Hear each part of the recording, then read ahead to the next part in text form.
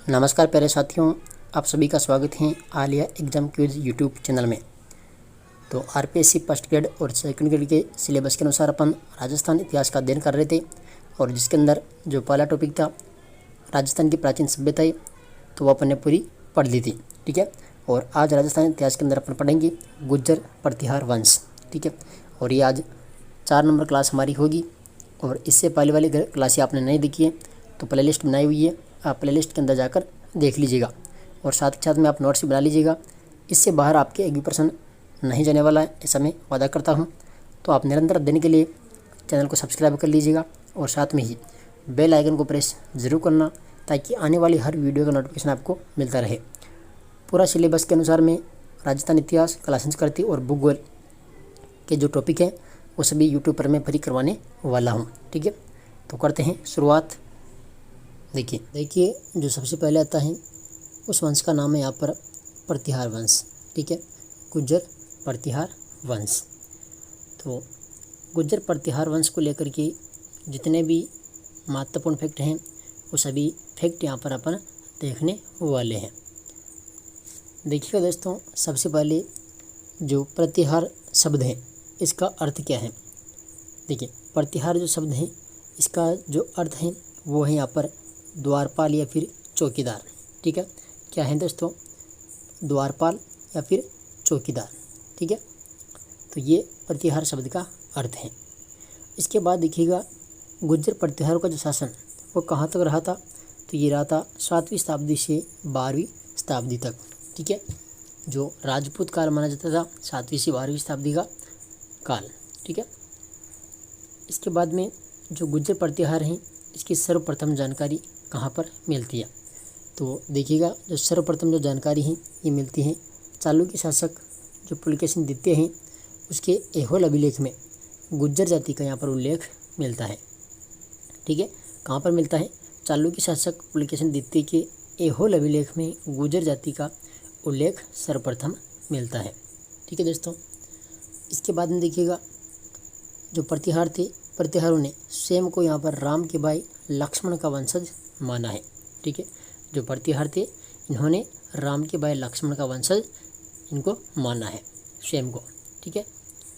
तो साथ ही साथ आप नोट्स बनाते रहिए। ठीक है। बिल्कुल जो भी आपके सिलेबस में टॉपिक हैं वो सभी टॉपिक में यहाँ पर करवाने वाला हूँ। आगे देखिए दोस्तों, यहाँ पर देखिए अल मसूदी। ठीक है। क्या है नाम है?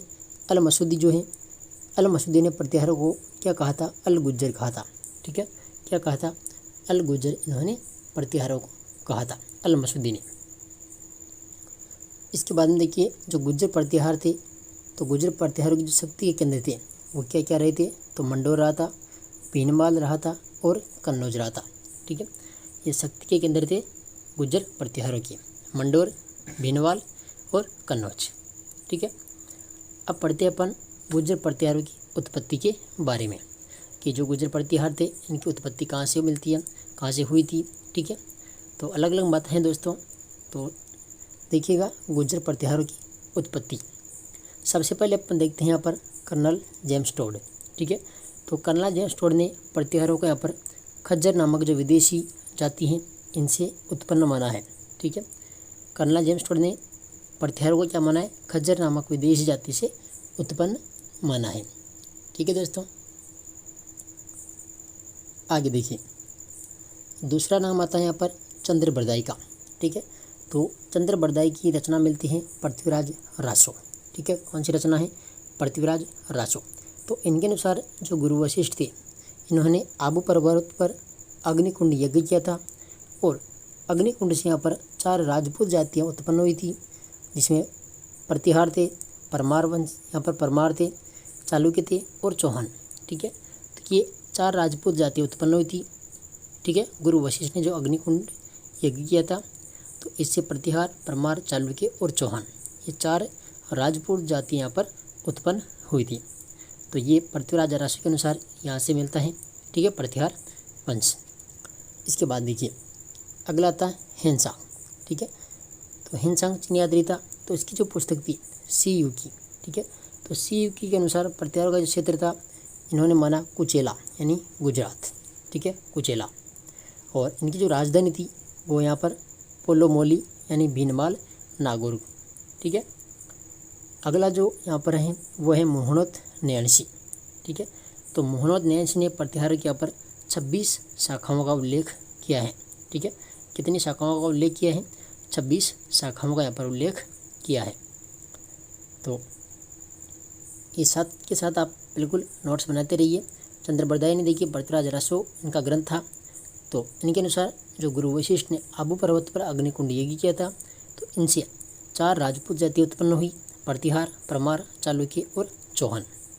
हेनसांग की जो पुस्तक है सीयू की, तो इनके अनुसार प्रतिहारों का जो क्षेत्र है वह कुचेला गुजरात माना है और राजधानी माना है पोलोमोली यानी भीनमाल नागौर को।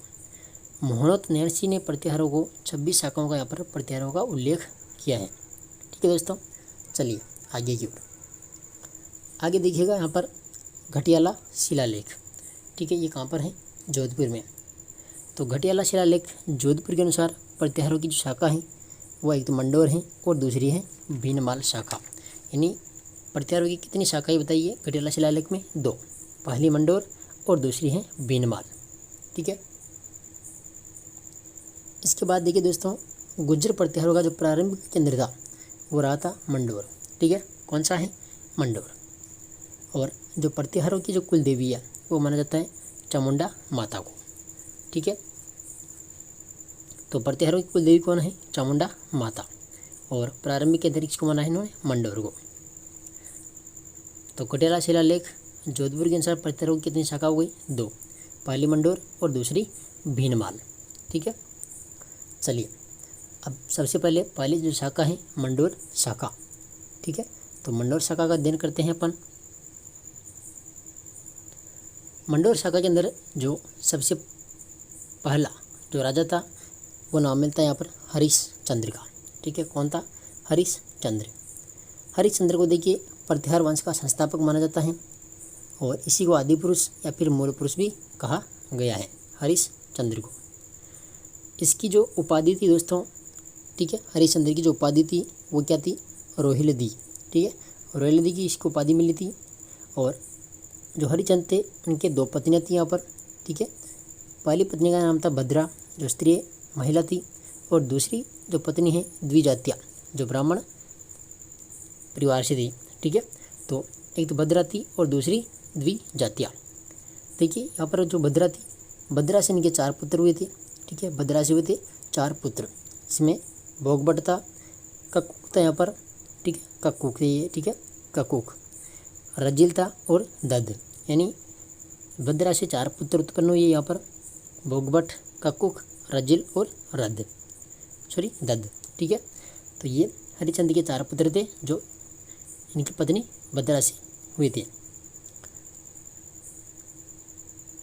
देखिए दोस्तों, जो हरिचंद हैं इसके बाद में जो दूसरा राजा था है वो है रजिल। ठीक है, कौन है? रजिल।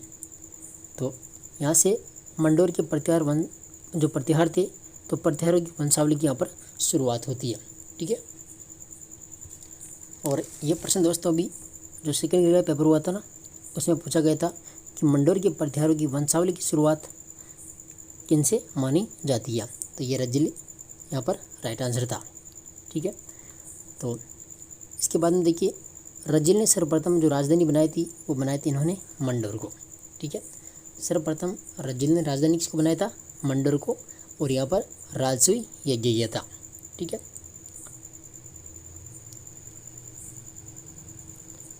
इसके बाद देखिए दोस्तों, देखिए रजिल के बाद में एक राजा आता है नागभट प्रथम, और उसी का पुत्र हैं ये कौन? नागभट,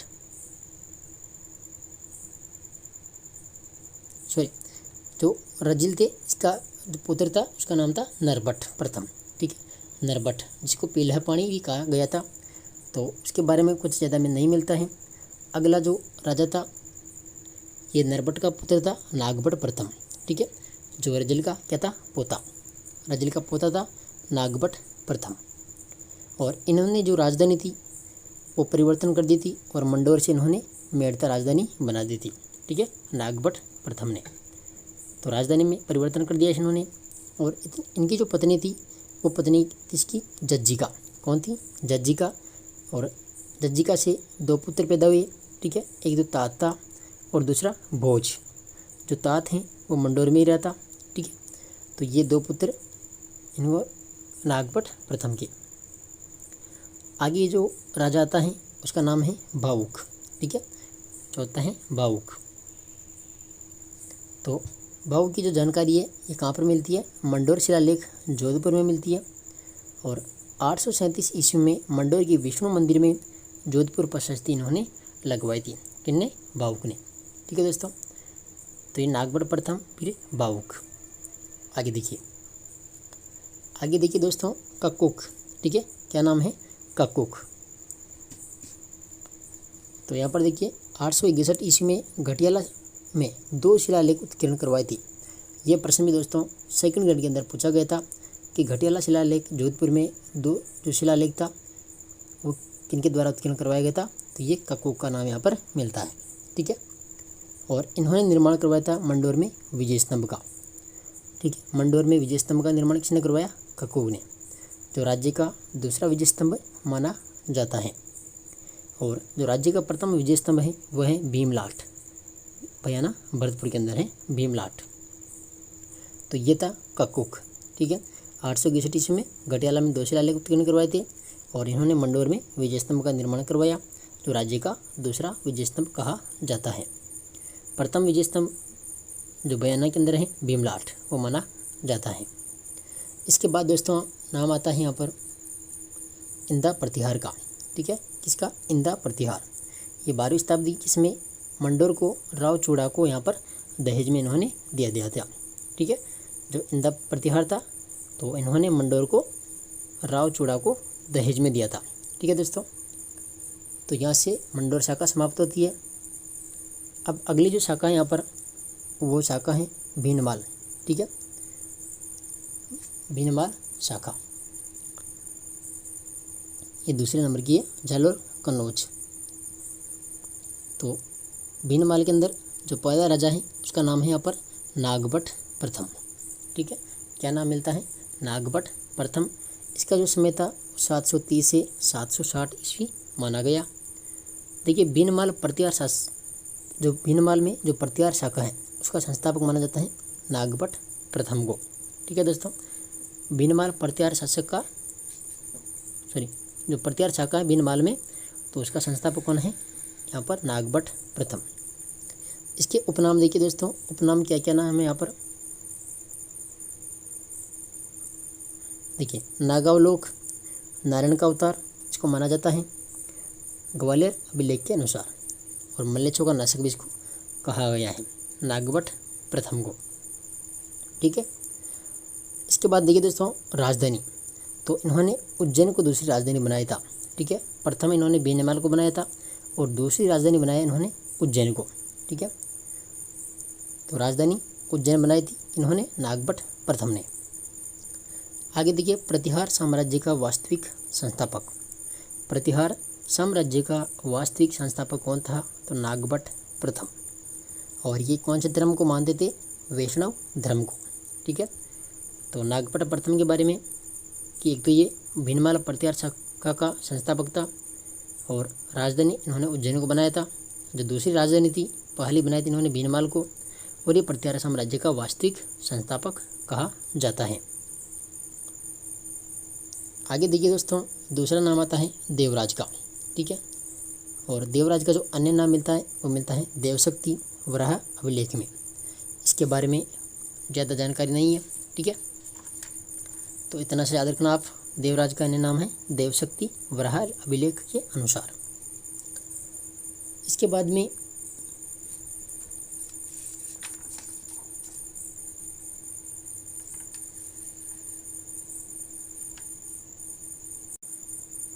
अगला आता है यहाँ पर वत्सराज, ठीक है।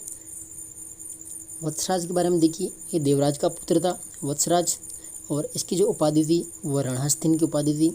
रणहस्तिन यानी युद्ध का हाथी, और जय वराह, तो ये 2 उपाधियाँ वत्सराज की थी, एक तो रणहस्तिन और दूसरी जय वराह, ठीक है। तो ये भी याद रखना। इसके बाद देखिए प्रतिहार वंश का वास्तविक संस्थापक कौन था, तो वत्सराज, ठीक है, ये याद रखना कि प्रतिहार जो वंश था इसका वास्तविक संस्थापक कौन था, वत्सराज। अपन ने भी पढ़ा था यहाँ पर प्रतिहार साम्राज्य का वास्तविक संस्थापक कौन था, नागभट्ट प्रथम, यह साम्राज्य का था। और ये देखिए प्रतिहार वंश का वास्तविक संस्थापक कौन है, वत्सराज। इसके बाद देखिए कन्नौज पर अधिकार के लिए त्रिपक्षीय संघर्ष की शुरुआत यहाँ पर हुई थी वत्सराज के समय। ठीक है, अब देखिए कन्नौज को लेकर जो त्रिपक्षीय संघर्ष हुआ था इनके अंदर एक तो गुर्जर प्रतिहार वंश ने भाग लिया था, दूसरा बंगाल के पाल वंश ने, और तीसरा दक्षिण भारत के राष्ट्रकूट वंश ने। ठीक है, तो कन्नौज में जो त्रिपक्षीय संघर्ष चला, गुर्जर के प्रतिहार वंश, बंगाल के पाल वंश और दक्षिण भारत के राष्ट्रकूट वंश। ठीक है, अब देखिए वत्सराज ने यहाँ पर जो पाल शासक था कौन, धर्मपाल, तो धर्मपाल को यहाँ पर पराजित किया था। किसके द्वारा, वत्सराज के द्वारा पाल शासक धर्मपाल को पराजित किया गया। ठीक है, और दूसरा देखिए राष्ट्रकूट जो शासक हैं ध्रुव, तो ध्रुव ने फिर वत्सराज को पराजित कर दिया। ठीक है, जो ध्रुव ने वत्सराज को पराजित किया था ये जानकारी मिलती है राधनपुर वनी ढिंढोरी अभिलेख में। ठीक है, तो यहाँ पर धर्मराज खत्म हो गया, वत्सराज भी खत्म हो गया। ठीक है, अब आता है राष्ट्रकूट जो शासक था ध्रुव, इन्होंने कन्नौज के शासक इंद्रायुध को भी यहाँ पर पराजित कर दिया था। तो अब शासक किसका हो गया, राष्ट्रकूट वंश का।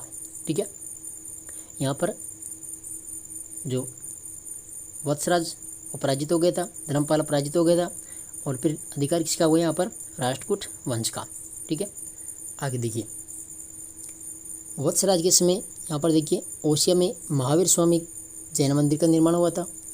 उदोतन सूर्य ने यहाँ पर कुले मला की रचना की थी 778 ईस्वी में, और जिनसेन सूर्य ने हरिवंश पुराण लिखा था 783 ईस्वी में।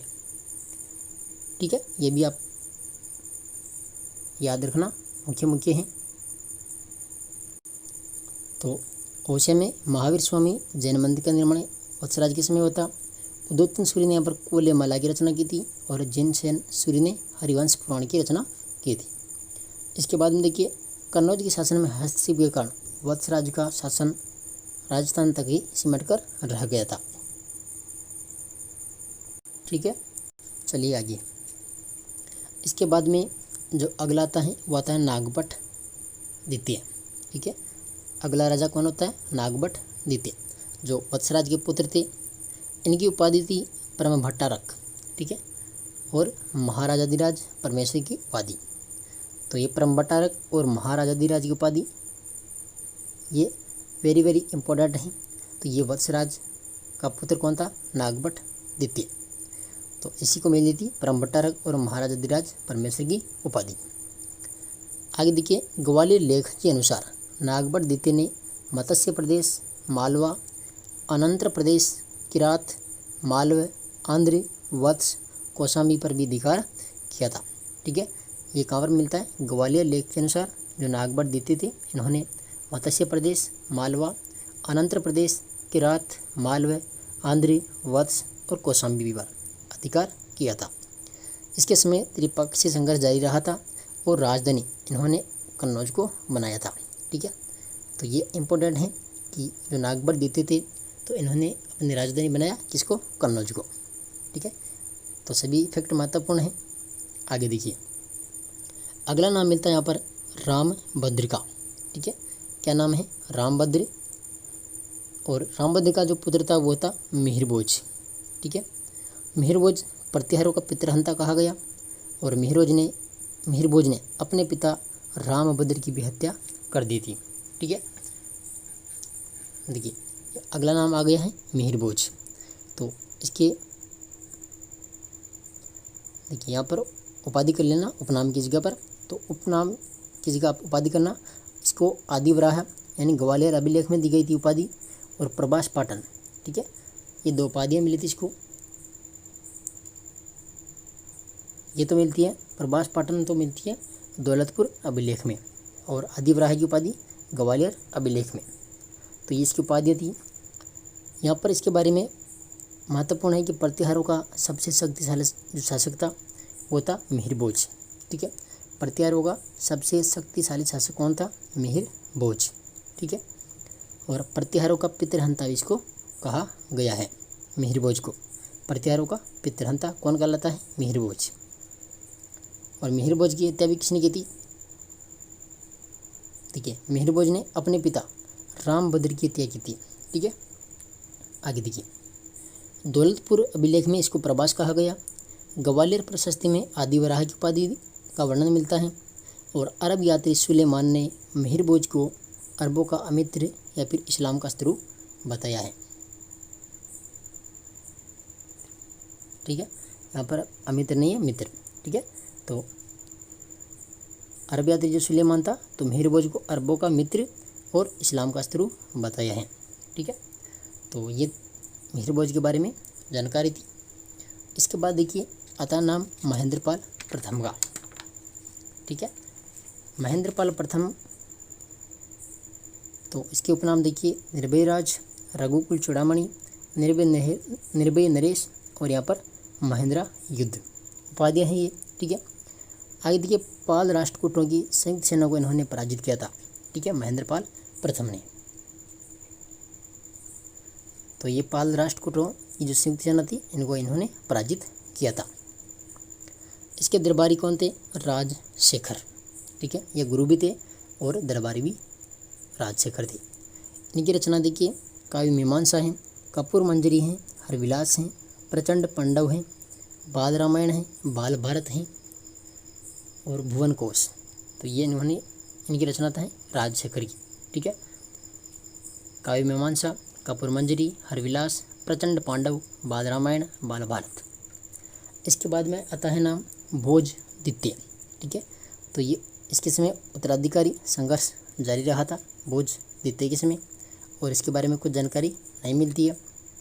इसके बाद नाम आता है महिपाल का। ठीक है, और महिपाल को उपाधि मिलती है रघुकुल मुकुटमणि, राजशेखर के द्वारा दी गई थी। ठीक है, रघुकुल मुकुटमणि। इसके बाद देखिए राष्ट्रकूट वंश के शासक इंद्र तृतीय ने पराजित किया था। ठीक है, राष्ट्रकूट वंश के शासक कौन थे? इंद्र तृतीय, इन्होंने इसको पराजित किया था। अरब यात्री अल मसूदी भारत आया था किसके शासनकाल में? महिपाल की। तो ये वेरी वेरी इंपॉर्टेंट लगा लेना। ठीक है, अल मसूदी किसके समय भारत आया था? तो महिपाल के इसमें।